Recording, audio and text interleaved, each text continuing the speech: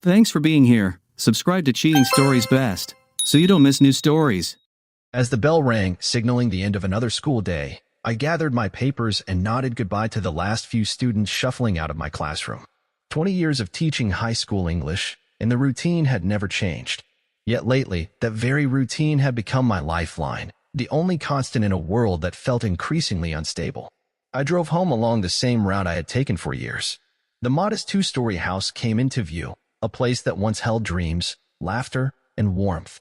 Now, it felt like nothing more than a facade, much like my marriage to Sylvia. Even her name left a bitter taste in my mouth. We had drifted apart, two strangers sharing the same space. Her dreams had outgrown our simple life, while I remained content with what we had built together, or so I had thought. I entered the quiet house and immediately noticed Sylvia's purse on the counter. She must be upstairs. Loosening my tie, I headed to the kitchen for a much-needed drink. That was when I saw it, a crumpled receipt peeking out of her bag. Normally, I would have ignored it, but something instinct, perhaps, compelled me to reach for it. As I smoothed out the paper, my heart dropped. The Regal Hotel, a luxury suite, booked by Alejandro Meyer. Alejandro. The name echoed in my mind. The charming architect who had been hanging around Sylvia recently. I had seen the way she looked at him, but I dismissed it as harmless admiration. Clearly, I had been a fool. I clutched the receipt, my knuckles whitening. Just then, the front door opened, and Sylvia's voice rang out. "Gordon? You're home early." I turned to face her as she entered the kitchen. She looked radiant, her dark hair cascading in soft waves around her shoulders. But all I could see now was betrayal. "What is this?" I asked, holding up the receipt, my voice steadier than I felt. Sylvia's eyes widened momentarily before narrowing with suspicion. "You went through my things?" "Answer the question, Sylvia." She laughed, a cold, cruel sound that sliced through me like glass. "Oh, darling, are you jealous?" I stared at her, disbelief washing over me. This was not the woman I had married. The creature standing before me was a stranger. "Jealous?" I repeated flatly. Sylvia stepped closer, a predatory gleam in her eyes. "You should be. Alejandro knows how to treat a woman. He does not bore her with endless talk about lesson plans and parent-teacher meetings. So you are admitting it. You are having an affair." She shrugged and reached for the receipt. I pulled it away before she could grab it, and her eyes flashed with anger. "What did you expect, Gordon? Look at yourself. A high school teacher clinging to delusions of grandeur. Alejandro is going places. He can give me the life I deserve." Each word struck like a dagger, but I refused to let her see how deeply they wounded me. "And what kind of life is that, Sylvia? One built on lies and betrayal?" She laughed again, the sound grating against my nerves. "Oh, please, spare me your moral lectures. You are just upset." I stepped back, suddenly viewing our entire marriage in a new and painful light. Every late night, every hushed phone call, it all made sense now. "How long?" I asked quietly. Sylvia smirked, clearly enjoying my pain. "Long enough. And tonight, I am meeting him again. He booked the penthouse suite. Do not wait up, darling. I will be too busy being treated like a queen." She turned to leave, but I grabbed her arm. "Sylvia, think about what you are doing. We can still fix this." She yanked her arm away, her eyes cold. "Fix what, Gordon? There is nothing left to save. You are pathetic, clinging to the shell of a dead marriage. I want more, and Alejandro can give it to me." I watched her walk away, my world crumbling in her wake. The front door slammed, and I was left alone in the silence of what had once been a happy home. Hours passed. I sat in the darkness, the receipt still clenched in my hand. As the night wore on, shock gave way to anger, then to a cold, calculated fury. Sylvia had made her choice. Now, it was time for me to make mine. I grabbed my keys and wallet, leaving behind a house that no longer felt like home. I spent the night in my car, parked in the school parking lot, my mind racing with plans. Sylvia wanted to play games? Fine. She was about to learn that I was not the pushover she believed me to be. As dawn broke, I made my decision. Sylvia had shattered our life together. Now, I would shatter her illusions of grandeur, and I would do it without mercy. The bank opened at exactly 9 a.m. I was the first customer through the door, my resolve hardened by a sleepless night of plotting. "Good morning, Mr. Mayo." The teller greeted me with a warm smile. "How can I assist you today?" I forced a pleasant expression. "I need to make some changes to my accounts." 30 minutes later, I walked out. Our joint account was emptied, Sylvia's credit cards canceled. It was astounding how quickly a life built over decades could be dismantled. Next stop, the lawyer's office. I called in a favor from an old friend who owed me. By noon, I had divorce papers drawn up, the ink still wet on the signature line. Back at the house, I packed a few essentials, clothes, important documents, and the woodworking tools that had brought me solace over the years. As I moved through the house, my eyes fell on our wedding photo. Sylvia's smile, once so captivating, now looked like a mask hiding the deceit that had always lurked beneath. I placed the divorce papers on the kitchen table, along with a note. Queen of the streets, enjoy your pauper's palace. Short, cruel, honest, just like her betrayal. As I loaded the last of my things into the car, Mrs. Henderson from next door called out, "Everything all right, Gordon?" Sylvia left in quite a hurry last night. I pasted on a smile. "Everything's fine, Mrs. Henderson. Sylvia's visiting a friend. I'm heading out for a little break myself." The lie came effortlessly. Let Sylvia deal with the fallout when she returned. I drove to a motel on the outskirts of town and checked in under a false name. As I settled into the sparse room, my phone buzzed. Sylvia's name flashed across the screen. I declined the call, a quiet satisfaction settling over me. Hours passed. My phone lit up again and again, calls, texts, voicemails. I ignored them all, imagining Sylvia's panic as she discovered her new reality. At last, curiosity got the better of me. I listened to the first voicemail. "Gordon, what the hell have you done?" Sylvia's voice was shrill, panicked. "The cards aren't working. The account's empty. Call me back immediately." I deleted the message without hesitation. The next message played automatically. "This is not funny, Gordon. You cannot do this to me. I will tell everyone what a controlling idiot you are. You will regret this." Her threats washed over me like cold rain, but I felt nothing. She had already taken everything that mattered. What more could she possibly destroy? The final message was different. Alejandro's smooth, practiced voice filled the room. "Gordon, it is Alejandro.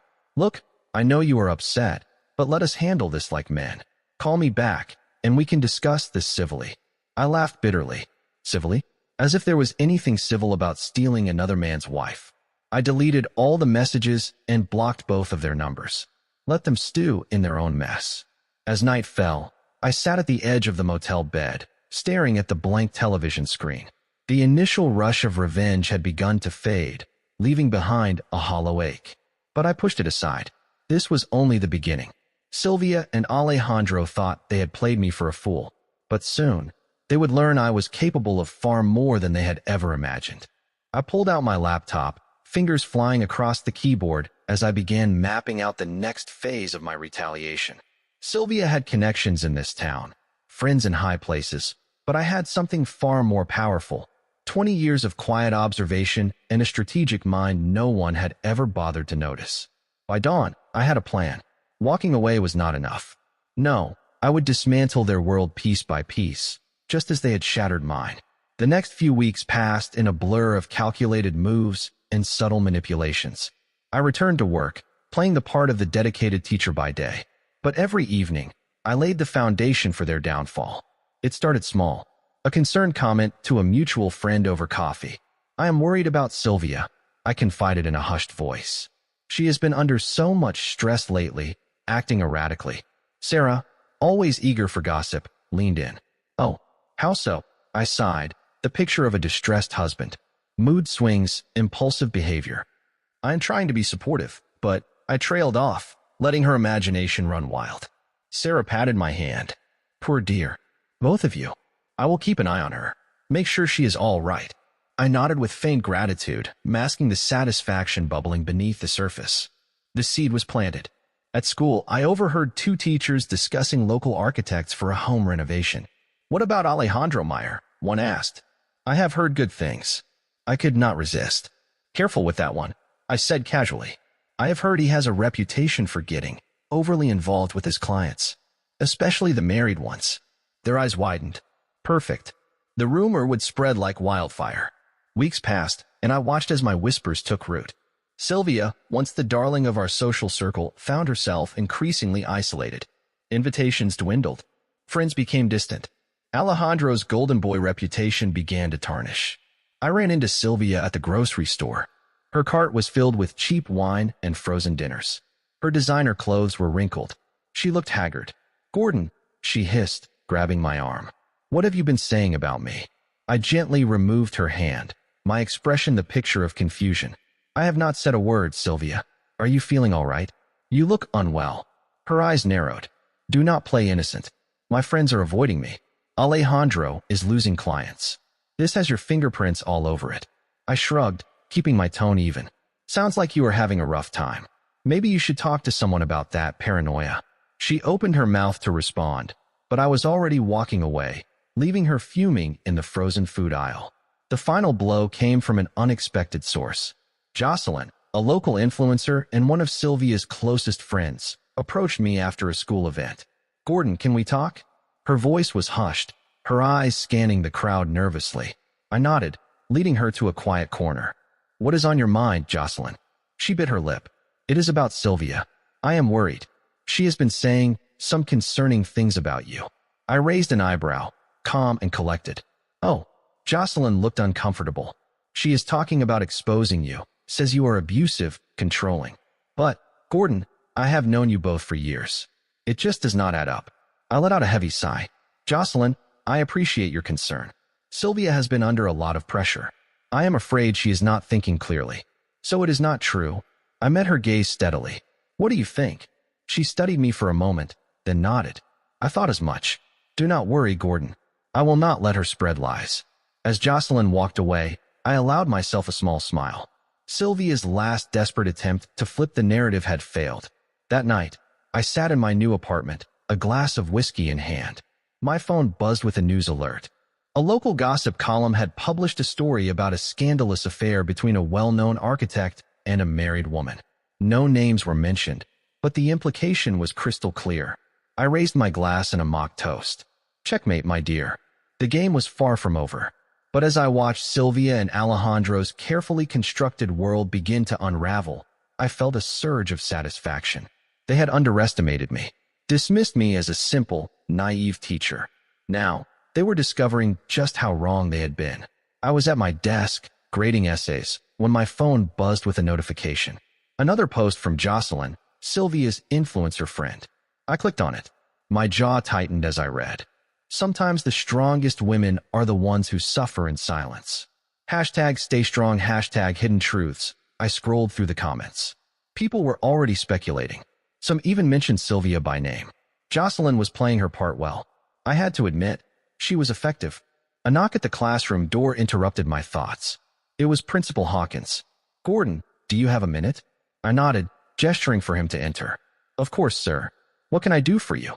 Hawkins closed the door, his expression serious. "There has been some talk about you and Sylvia.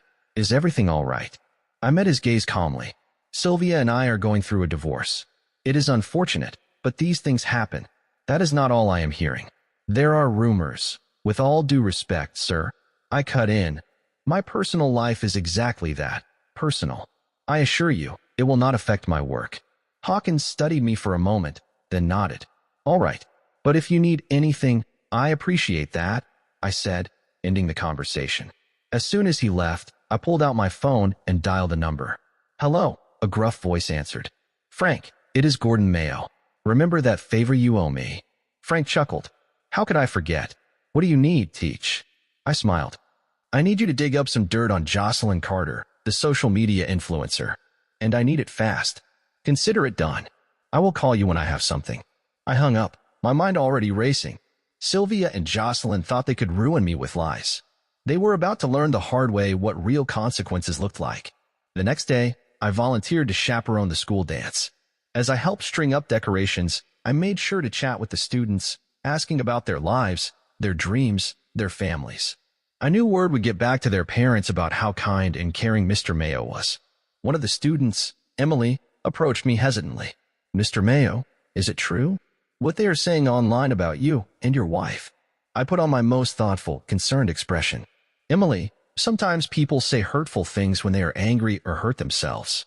You should never believe everything you read online.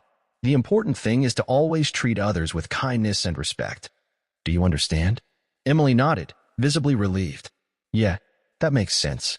Thank you, Mr. Mayo." As she walked away, I noticed several other students watching the exchange. Good. The seeds of doubt were being sown, That evening, just as I was locking up the school, my phone rang. It was Frank. "Gordon," he said, "you are going to want to hear this. Turns out your friend Jocelyn is not as squeaky clean as she pretends to be," Frank said over the phone. "I have emails proving she's been taking payments to promote products without disclosing them, completely illegal. Oh, and there's more. She's been faking her follower numbers, buying bots.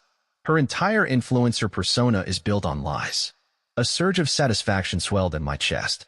"Send me everything you've got, Frank. And make sure it's untraceable." "Already done. Check your encrypted email." I thanked him and hung up, a plan already taking shape in my mind. Jocelyn's smear campaign against me had been gaining traction, but not for much longer. Now, I had the ammunition I needed to bring her down. And with her, the false narrative Sylvia had built. As I drove home, I could not help but smile. They thought they were clever, trying to paint me as the villain. But they had no idea who they were dealing with. By the time I was finished, they would regret ever crossing Gordon Mayo. The fallout was swift. Brutal. I leaked the evidence of Jocelyn's fraudulent activity to several reputable journalists. Within days, the story broke. Her carefully curated image crumbled overnight. I was sitting in the teacher's lounge when the news hit. The television played her tearful apology video. "I never meant to deceive anyone," she sobbed on screen. "I got caught up in the pressure of maintaining my image." "Turn that garbage off," one of my colleagues muttered, reaching for the remote. "Wait," I said, stopping him. "I think we should watch. It's important to understand the influence social media has on our students." As we watched, I noticed the sideways glances from my coworkers.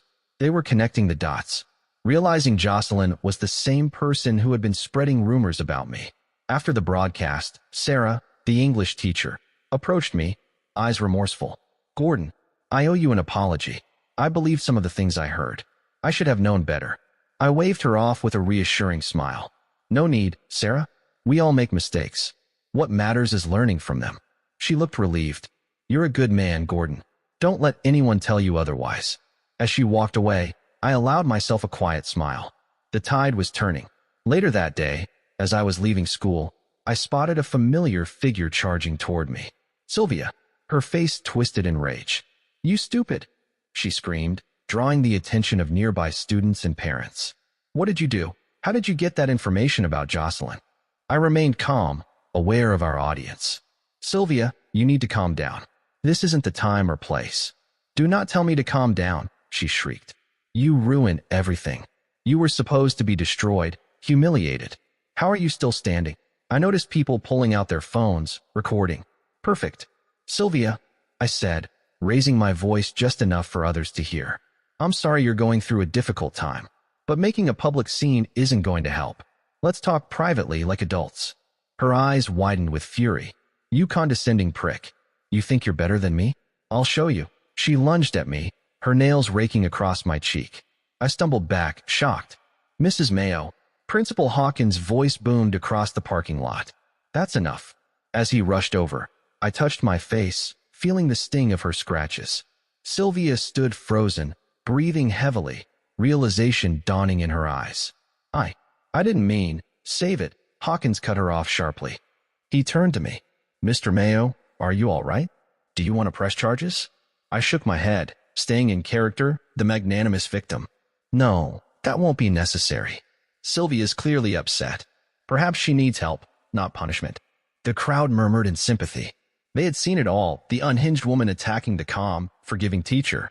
That night, my phone rang. Unknown number. I answered. "Gordon," Alejandro's voice trembled. "We need to talk." "I'm listening," I said coldly. "This has gone too far. My clients are pulling out. My reputation is in ruins. Call off your dogs, Gordon." I chuckled, humorless. "What do I want, Alejandro? I want you to understand consequences. You thought you could steal my wife, destroy my life, and walk away unscathed. You're learning about karma. Please," he begged. His smooth confidence was gone. "I'll do anything. Just make it stop." "Anything?" I mused. "All right. Here's what you're going to do. You're going to publicly admit to your affair with Sylvia. Tell the truth, how you manipulated her, used her, and then you're going to leave town. For good." There was a long pause. "And if I do this, you'll stop?" "You have my word," I said, knowing full well that the damage was already irreversible. The community would finish what I started. "Fine," he muttered. defeat in his voice. "I'll do it." As I hung up, I felt a surge of satisfaction. They had tried to destroy me, to paint me as the villain, but they had orchestrated their own downfall. The next day, Alejandro's confession hit social media. The backlash was swift and merciless. His already struggling firm collapsed completely. Sylvia, now exposed as a willing accomplice in the affair, found herself shunned by the very community she had tried to weaponize against me. I watched it all unfold from a distance, playing the role of the dignified, wronged husband. The support I received was overwhelming. People who had once looked at me with suspicion now treated me with admiration and respect. As I stood in front of my class, teaching about the complexities of human nature in literature, I could not help but appreciate the irony. Sylvia and Alejandro had underestimated me. They had seen only a mild-mannered teacher. They never realized I could play the game better than they ever could. I thought I had seen the last of Alejandro, but like a bad penny, he turned up again. This time, he came at me through the school, targeting the career I had spent decades building. The first sign of trouble came when Principal Hawkins called me into his office one morning. His face was grave. "Gordon, we need to talk," he said, his voice heavy. I took a seat. "What kind of talk?" "There have been some allegations made against you," he said quietly. "Serious ones." He slid a folder across the desk. "Misconduct. A colleague and several students have come forward with complaints." I opened the folder and scanned the contents. My blood boiled. Fabricated stories. Twisted versions of minor incidents. Complete lies. "This is nonsense," I said, shutting the folder. "Who's behind this?" "The board is taking it seriously, Gordon." "I'm sorry, but effective immediately, you're suspended pending investigation." I stood up, mind racing. "This is Alejandro's doing, isn't it? He's behind this." "I cannot discuss the details," Hawkins said. "Please, Gordon, just go home. We'll be in touch." As I left the office, I passed Jared Livingston, a younger teacher I had never been close to. He avoided my eyes and hurried past me. That was all I needed to know. He was involved. I spent the next few days at home, fielding calls from concerned colleagues and friends. The news had spread fast, and I could feel the tide of public opinion shifting again, this time, against me. Then, unexpectedly, I received a visit from Marshall John, a veteran teacher and one of the few I considered a true friend. "Gordon," he said as I opened the door. "We need to talk." I ushered him inside and we sat in the living room. Marshall looked troubled. "I know you didn't do what they're saying," he began. "And I think I have proof." My eyebrows lifted. "What kind of proof?" He pulled out his phone. "I overheard Jared talking to someone the other day. He sounded scared, like he was being forced into something. I recorded it. Listen." He pressed play. Jared's voice came through clearly. "I can't do this anymore. It's not right. Gordon's never done anything wrong." "No, you don't understand. He's threatening me, saying he'll expose." "Look, I don't care about the money anymore. This has gone too far." I leaned back, a satisfied smile playing on my lips. "Alejandro. It had to be him." Marshall nodded. "That's what I figured. What are you going to do?" I stood, resolve hardening like steel in my chest. "I'm going to end this. Once and for all. Can you get me a meeting with the school board?" Marshall grinned. "Consider it done." The next day, I stood before the school board, Marshall by my side. As I played the recording of Jared's panicked confession, I watched the expressions of the board members shift from skepticism to stunned disbelief. After a long silence, the board president finally spoke. "Mr. Mayo, we owe you an apology. It's clear you've been the victim of a malicious campaign." "I appreciate that," I said steadily. "But we need to address the root of the problem. Alejandro Meyer has orchestrated this entire smear campaign. He manipulated Jared and the students. He should be held accountable." The board exchanged uneasy glances. "We will investigate further, Mr. Mayo. For now, your suspension is lifted. A public apology will be issued. Your name will be cleared." As we exited the meeting, Marshall clapped me on the back. "You did it, Gordon. Alejandro's finished." I smiled, but it didn't reach my eyes. "Not quite, but he will be." True to their word, the school board issued a formal apology. The community, furious over how I had been treated, rallied behind me. Alejandro's last desperate attempt to ruin me had failed spectacularly. He vanished from the public eye, but I wasn't done. Not yet. Despite my victory at the school, one final battle loomed: divorce court. Sylvia, emboldened by the state's no-fault divorce laws, strutted into the courtroom as if she had already won. And legally, she had the upper hand. As per state law, the judge announced, Mrs. Mayo is entitled to half of all joint assets, including savings, pensions, and real property. Sylvia leaned over, her whisper venomous. Hear that, Gordon?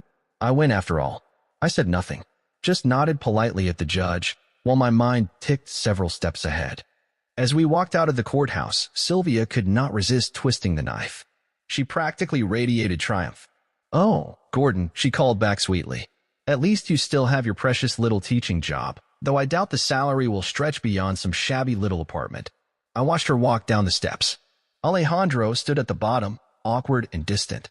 He had kept to the sidelines, no doubt aware of how fragile his own standing had become. Sylvia linked her arm through his. Come on, darling.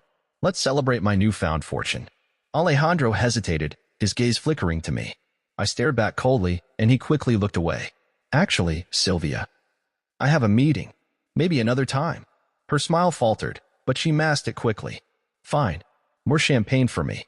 As they walked away, I pulled out my phone and dialed a number. Martin? It's Gordon. Remember that favor you owe me? I'm calling it in. Martin Maynard, a smooth-talking con man I had once helped out of a jam, chuckled on the other end. Well, the straight-laced teacher finally needs my special skill set. What's the game, Gordon? I outlined my plan as I watched Sylvia climb into a cab, likely headed for the nearest luxury boutique. Can you do it? For you? Consider it done. This Sylvia won't know what hit her. Over the next few weeks, I watched from a distance as Martin worked his magic. He approached Sylvia at her favorite upscale bar, playing the role of a self-made millionaire entrepreneur to perfection. I sat at the opposite end of the bar, nursing a drink, listening as Martin wooed her with promises of elite investment opportunities. You see, my dear, Martin purred, charm turned up to 11. These ventures are usually reserved for high-net-worth individuals. But I see something special in you. A woman of rare sophistication. Sylvia preened under his attention.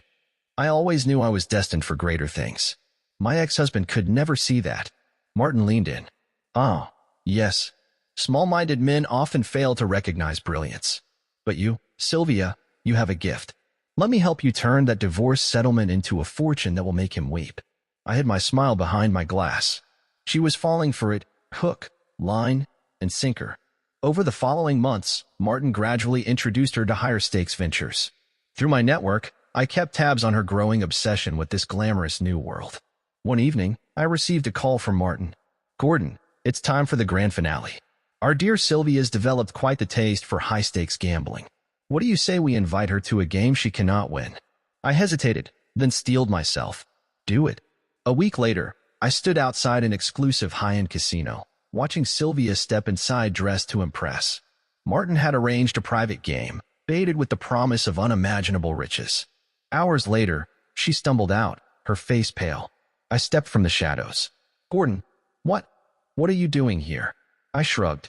Just out for a walk. You look upset. Rough night. She glared at me, her earlier arrogance gone. This doesn't concern you. Of course, I said evenly. Well, good night then. As I walked away, I heard her break down in tears.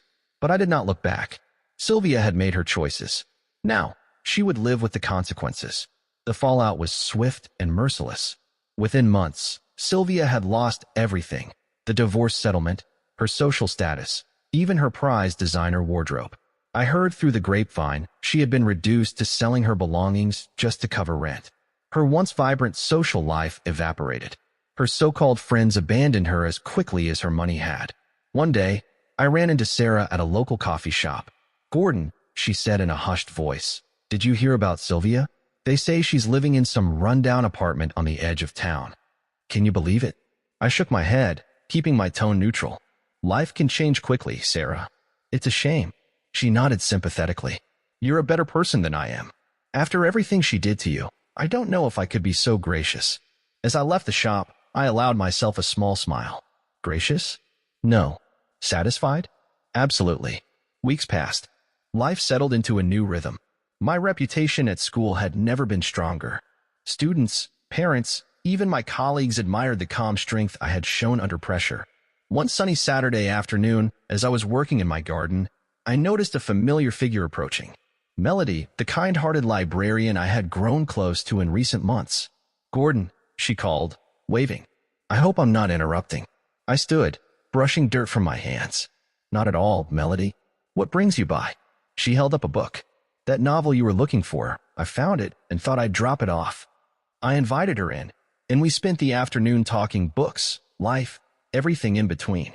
As the sun began to set, she stood to leave. This was lovely, Gordon, she said warmly. We should do it again sometime. I nodded. I like that. As I watched her walk away, I realized, for the first time in years, I was looking forward to the future. The next day, I decided to finish a project I had been working on for weeks, a beautifully crafted wooden box.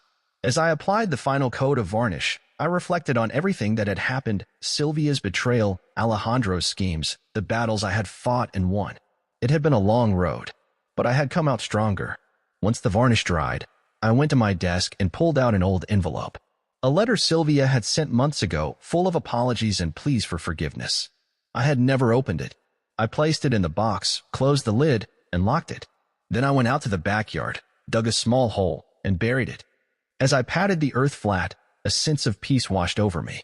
The past was buried, and I was finally free. I stood up and looked over my garden, the sun setting in brilliant hues of orange and pink. In that moment, I felt something I had not felt in a long time: hope.